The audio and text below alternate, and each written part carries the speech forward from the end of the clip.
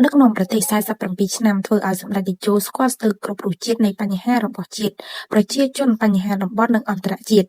ការដឹកនាំកម្ពុជារយៈពេល47ឆ្នាំរបស់សម្ដេចតេជោហ៊ុនសែនដែលបាននាំមកនូវសន្តិភាពការរួបរวมជាតិនិងការអភិវឌ្ឍដូចជាសពថ្ងៃគឺជាលទ្ធផលនៃការផ្ដល់នូវជូនប្រជាជនទូទាំងប្រទេសហើយប្រជាជនទូទាំងប្រទេសក៏បានផ្ដល់នូវសេចក្តីទុកចិត្តគោរពស្រឡាញ់និងគាំទ្រចំពោះសម្ដេចនិងគណៈបកប្រជាជនចំពោះការដឹកនាំជាតិសម្ដេចតេជោហ៊ុនសែនប្រធានព្រឹទ្ធសភាយប់ថ្ងៃទី13ខែមករាបានបង្ហោះសារបញ្ជាក់ពីខួប41ឆ្នាំចូលកាន់តំណែងនាយករដ្ឋមន្ត្រីដែលការនោះមានវ័យត្រឹមតែ32ឆ្នាំប៉ុណ្ណោះសម្ដេចតេជោ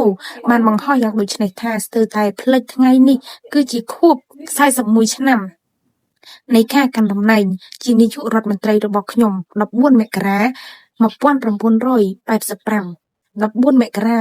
2026ដែលពេលនោះជានាយករដ្ឋមន្ត្រីដែលក្មេងជាងគេក្នុងពិភពលោក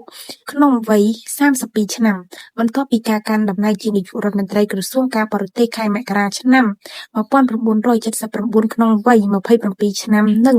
ជាឧបនាយករដ្ឋមន្ត្រីក្រសួងការបរទេសខែមិថុនាឆ្នាំ1981ក្នុងវ័យ29ឆ្នាំសម្ដេចតេជោគូបញ្ជាក់ថារយៈពេលបំពេញការងាររាជរដ្ឋាភិបាលរយៈពេលជាង44ឆ្នាំនិងនៅព្រឹទ្ធសភាជិត3ឆ្នាំសរុប47ឆ្នាំធ្វើឲ្យសម្ដេចស្គាល់ស្ទើរគ្រប់រសជាតិនៃបញ្ហារបស់ជាតិនិងប្រជាជនក៏ដូចជាបញ្ហាតំបន់និងអន្តរជាតិ